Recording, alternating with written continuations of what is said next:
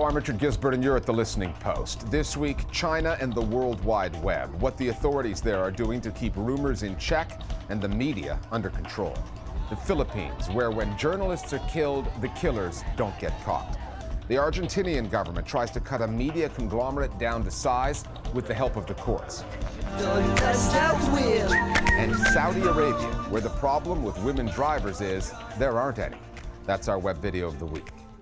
The biggest date on China's political calendar was revealed this past week. It's November 9th, when the Central Committee of the Communist Party convenes in Beijing. The question for us here at The Listening Post is, what kind of news coverage will the Chinese people see of the event, and what do the powers that be have in mind for the future of journalism in China? Roughly 1 year into the leadership of General Secretary Xi Jinping, the government is playing a game of cat and mouse with the media. Beijing's control over traditional news outlets is not in doubt, but it's struggling to deal with newer platforms like Sina Weibo, China's version of Twitter, which doubles as the world's biggest rumor mill. Some of the most influential bloggers, Big Vs as they're known, don't just have thousands of followers, they've got millions. So when they blog about political and social issues, word spreads.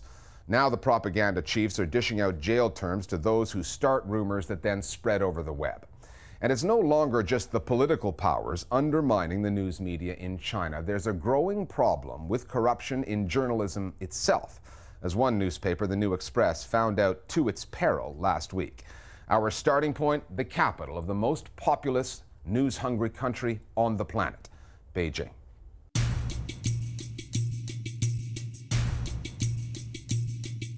The Chinese government really aware the power of internet, but at the same time, they try to keep a lid on that internet. Anything to do with ideology, flow of information, is under tight control. The government used the old technique to kill the chicken to scare the monkeys. The government has now realized, especially with the emergence of social media, that media is just a battleground that they cannot afford to lose. Chinese government censors were in full swing this past week. A vehicle drove into Tiananmen Square, barreled into a crowd, and burst into flames, killing 5 and injuring dozens more.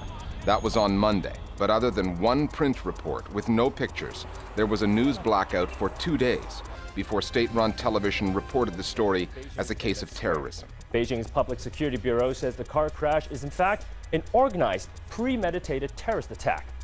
And the censors scrubbed Sina Weibo of hundreds of posts to stop microbloggers reporting the news until the government declared it official. And that, more and more, has been the modus operandi for Beijing in the first year of Xi Jinping's leadership. Since Xi came to power, what we've seen is mostly rigorous crackdowns. The space for people to talk online is narrowed to a great extent.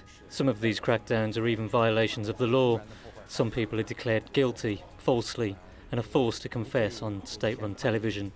That makes people confused and think, what is the president's intention? I think it's unlikely that the new president is going to loosen up the control over the media. And we can see this from the rhetoric that he put forward after he assumed presidency. And also, if you look at the members in the current Politburo, some of them used to be the propaganda officials, and they are not famous for being the most liberal propaganda officials. When Xi Jinping assumed the leader of Chinese Communist Party in last November, people pinned very high hope on Xi Jinping. And we can see the tone has changed a little bit. I don't see at this moment that the plenary session will change Chinese media or press environment. Maybe on the contrary, that Xi Jinping will tighten his control, given that he thinks that ideology work is of utmost importance to the survival of the party. Policing what gets said and spread on Sina Weibo is not easy for Beijing. Weibo has 500 million users, almost all of them in China, more than twice as many as Twitter has globally. Last month, a privately owned paper in Beijing reported the government now has an army of 2 million people to patrol the net, so-called public opinion analysts, all employed by the Communist Party. They're the rumor police, backed with a new law that potentially punishes anyone who starts a false rumor that is then reposted 500 times with jail terms as long as 3 years. Another warning was issued in August to Chinese web users, and it came directly from the top. The big Vs, China's most popular bloggers, were clearly targeted. Beijing has since used traditional media mechanisms to discredit some of the biggest voices in new media. It's said that on August 19th, Xi delivered a famous speech in which he ordered to seriously crack down on activists or opinion leaders who assaulted the party or the government online. Since then, many actions have been taken based on this order. This has made a lot of bloggers panic, even for those who don't post anti-government comments. Since August, we saw quite a lot of arrests of some high-profile bloggers. Charles Xue, who is quite a well-known blogger, has been very critical of the government and talking about issues of corruption. So on August 23rd, he was arrested. And then he was made to make public confession on the television. He's become too powerful, powerful enough to upset the government. Taking the point of those confessions in China's national TV, I think that's a very controversial point. So far, we have seen 5 or 6 big influential cases, but at the same time, lots of scholars or lawyers are questioning, is this constitutional or this is according to a rule of law? It is not. Another recent cause célèbre in Chinese journalism is the story of the New Express and its reporter, Chen Yong Jo. He was arrested after writing a piece about corruption at a firm partly owned by the state. The paper made big news when it demanded Yong Jo's release in bold headlines, only to retract all that and eventually fire its editor after the reporter confessed, again on the state-run channel CCTV, to writing a false story in exchange for bribes. 所以说你不能够保证这个所有信息的客观性。绝对保证不了。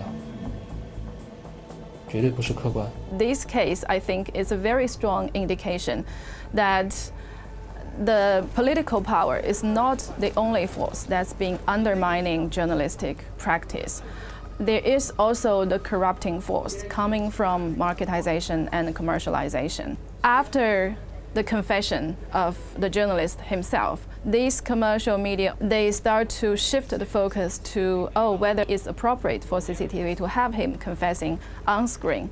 The part of the story they try to avoid really is to reflect on the corruption of media itself. In a way, China is caught between its Maoist past and its capitalist present. You can see that in the devotion to industry that stains the skies over its megacities and scars the lungs of its people.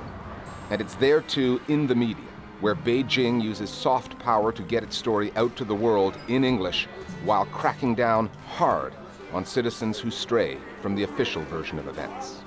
Many ordinary people think that as long as we stay away from politics and keep improving living standards, it's fine. But is our life getting better? For a country to make progress, it's important to listen to the public's opinions. If it's not tolerant enough of different opinions and carries out severe crackdowns, then it's back to an autocratic era. China has come a long way, and I'm very proud of what China achieved. But for China to become a real modern nation, a real powerful nation, you need the media's supervision, transparency, checks and balance. You need to give at least certain freedom to the media. Otherwise, I think the dream will remain a dream, a fantasy. Our Global Village Voices now on the journalism coming out of China. What's happening, I believe, is an age-old tactic known in China as killing the chickens to scare the monkeys. In other words, to punish a few individuals as example to others. The bigger story here, I believe, is the state is growing to be more fearful of the power of microblogging, where a local incident can explode onto the national scene, setting the public agenda. It's been nearly a year now since Xi Jinping was promoted to head of the Communist Party in China. He'd been built up as this very progressive politician, but that hasn't been on display over the past couple of months in light of this Big V crackdown on Weibo and this anti-rumor campaign that's taking place across the country. Hopefully, Xi, at his core, is still a progressive politician and reforms are still in the future. Time now for Listening Post News Bites. Just one episode into his news series, and Egypt's best-known TV satirist has already prompted an investigation from the country's top prosecutor. Bassem Youssef's comedy show, Al Burnameg, returned to the airwaves October 25th. The program had been off the air ever since the coup that forced the Muslim Brotherhood out of power. And while Youssef did not criticize Egypt's post-coup military leadership and General Abdel Fattah al-Sisi directly, he did make it clear that he was not jumping on the pro-coup bandwagon. واحنا كمان بيتقال لنا ان بعد 30/6 ان الثوره دي قامت عشان الديمقراطيه وحريه الراي ومكافحه الفاشيه الدينيه، لكن احنا خايفين ان احنا نستبدل الفاشيه باسم الدين بفاشيه باسم الوطن والامن القومي. Then, in a development reminiscent of Youssef's troubles under the Muslim Brotherhood, the chief prosecutor for the interim government said he will investigate complaints brought by private citizens against Youssef, saying that he had harmed national interests by ridiculing the military and the Egyptian people. That could lead to a court trial. In other news from Egypt, the media advisor for the interim government, Ahmed El Muslamani, has put the UK's Guardian newspaper on a blacklist of so-called misled media for being, quote, a mouthpiece for the counter-revolution, unquote. The Guardian responded in an email to the government-owned newspaper Al Ahram. It read in part, in addition to our extensive news coverage, we work with commentators in Egypt to publish a wide range of opinions that reflect ongoing divisions amongst Egyptians themselves. We accept that criticism and controversy are inevitable in a situation of profound political polarization. There's been a court ruling in Argentina, a big one, that has gone in favor of President Cristina Fernández de Kirchner and against the country's largest media conglomerate. The Supreme Court ruled October 29th that a law passed by the Kirchner government 4 years ago to limit the size of media conglomerates is in fact constitutional. The ruling means that private broadcasters can now be forced off the air if they exceed ownership limits, which are strict. The law was designed to curb the power and influence of Grupo Clarín. In addition to owning the country's largest newspaper, called Clarín, the company owns 41% of the Argentinian radio market, 38% of broadcast television, and 59% of cable TV. That's according to Argentina's media regulator. The 2009 law states that the maximum in all cases is just 35%, which means Clarín will have to do a lot of divesting. Clarín called the ruling an affront to freedom of expression, but supporters of the law say that breaking up big media is necessary to support a greater range of voices. Worrying developments for press freedom in Somalia. Police there have closed 2 of the country's independent radio stations in a raid which journalists say turned violent. On October 26th, police demanded entry to the offices of the Shabelle Media Network in Mogadishu. When staff refused, they entered forcibly and reportedly began beating journalists and confiscating cameras and computers. Radio Shabelle, as well as Sky FM, which broadcasts from the same building, were both shut down. Government officials insist the eviction was a routine matter concerning the government-owned building that had been planned for months, but Radio Shabelle's directors say the raid was politically motivated and conducted on short notice. On the same day as that raid on Shabelle's office, TV journalist Mohammed Mahamoud Timaade of Universal TV died in hospital after being shot October 22nd.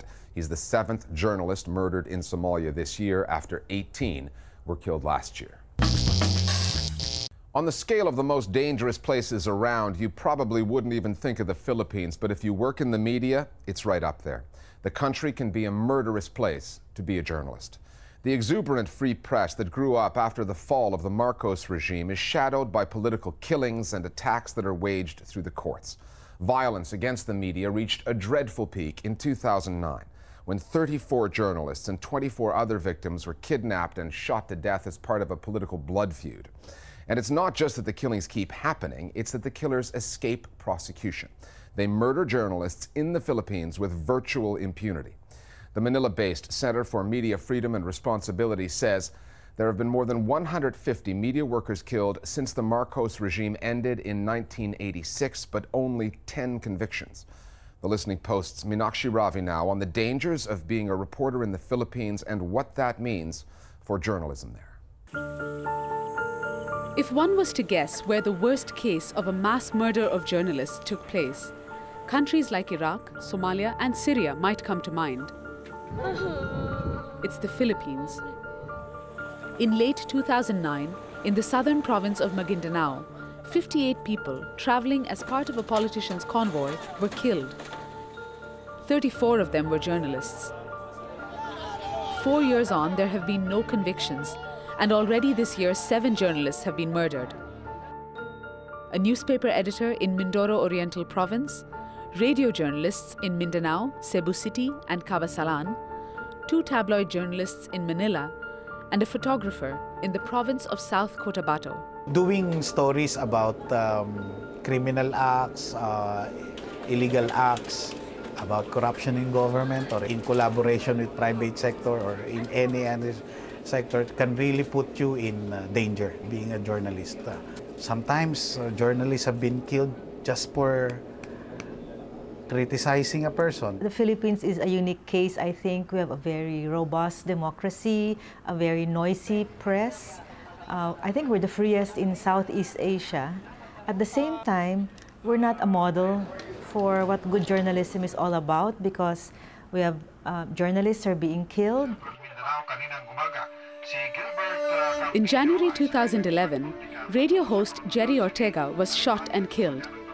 Ortega had spoken out about alleged widespread corruption in the Malampaya gas fields project near the western islands of Palawan. Investigations into the assassination implicated political figures in the plot.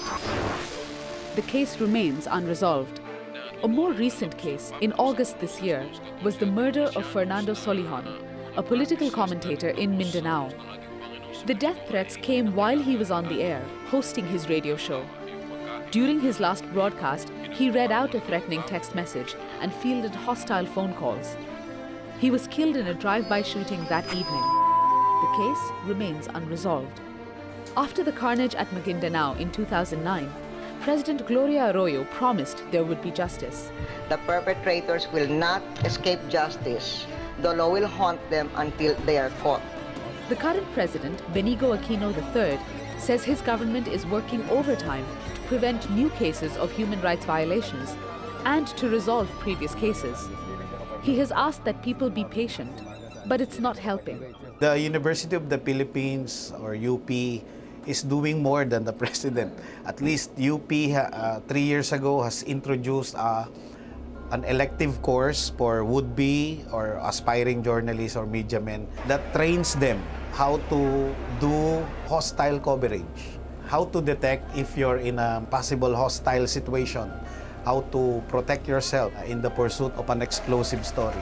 But the president, yes, he has said a lot, but at the end of the day, cases about killings of media men is still largely dependent on the lawyers and the judges. The disappointment has come from a position that the Aquino administration has taken, that once a case of a violation against press freedom or against the life of a journalist has been taken to court, that it is now must leave it to the judicial process to bring that to its conclusion. Unfortunately, our court system is not built for quick justice. It's not that journalists never see their day in court. It's just that they are often the ones in the dock.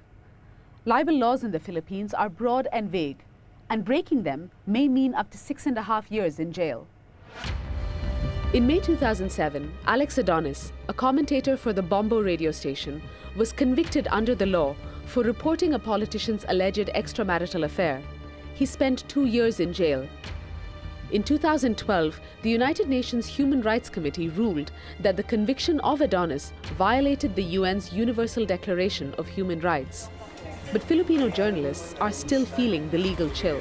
I've been sued by a big businessman, former First Gentleman Mike Arroyo, politician in a province, Supreme Court Justice. Yeah. So libel is really a tool to make you stop writing about them or to intimidate journalists, so that you stop or you get scared and you stop writing about these figures. It used to be in the past, the journalists thought that if they had a libel charge, it was like wearing a Purple Heart. I really got somebody to file a libel charge against me. Because in the past, most of the courts, most of these cases always ended favoring journalists. This has changed. In 2013 alone, we already have 11 journalists who are facing libel charges. That's a big number for a country that is supposed to have a doctrine of press freedom. It wasn't meant to be this way. In 1986, after 20 years of the authoritarian Ferdinand Marcos government, a civilian-military coalition overthrew the president. The authoritarian lid had come off, but parts of the country boiled over. In the decades since the days of dictatorship, the Philippines has enjoyed greater freedom, but, like other post-authoritarian states, suffers from less stability. In the Filipino media landscape, there is a need for introspection. Media post-Marcos has had a growth spurt, but quantity hasn't guaranteed quality. The development of the press post-Marcos became a very problematic issue because you had a press getting used to its freedom and taking to it with a degree of exuberance that swung the pendulum over to the extreme, where everyone felt that nobody can tell me what is right or wrong. The Manila Broadcasting Company and DZRH station recently held a conference, and we did a Journalism 101 seminar. They were reminded to always bear in mind that you treat a person, an official's name, with dignity. When you open your microphone, you don't just criticize a person. You accompany your accusation or your commentaries with substance. So if that story puts you in a bad light, or you know how to defend, or the network will know how to defend you, right?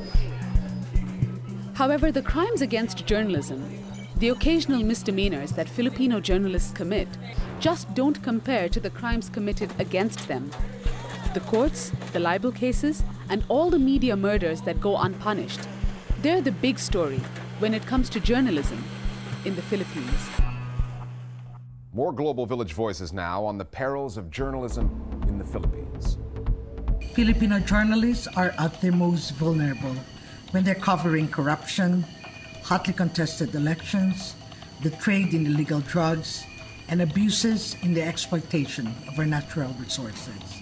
Many of the killings of journalists happen in the provinces where the rule of law is traditionally weak, and where there's a thin line dividing crime and governance. I think the Aquino administration should do more in addressing the problem of journalists being killed in this country. When he became president, he vowed to address this problem, but until now, there's been no conviction of, say, a mastermind behind a killing of a journalist. Until this happens, it would be just lip service on his part.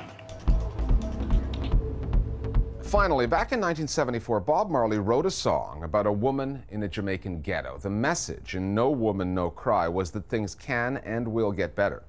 Now there's a new viral video version of that track adapted for modern-day Saudi Arabia, the only country in the world where women are not allowed to drive a car.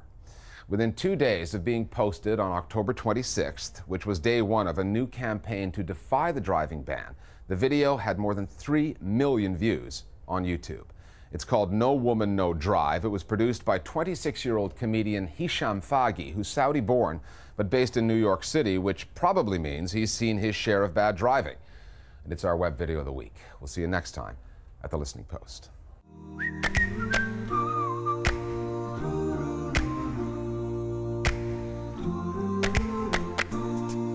No woman, no drive. No woman, no drive. Here, little sister, don't touch that wheel. No woman, no drive. I remember when you used to sit in the family car, the back seat.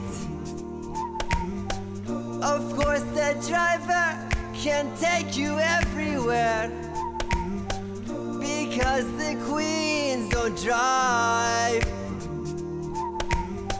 Everything's gonna be alright. Everything's gonna be alright. Everything's gonna be alright. Everything's gonna be alright.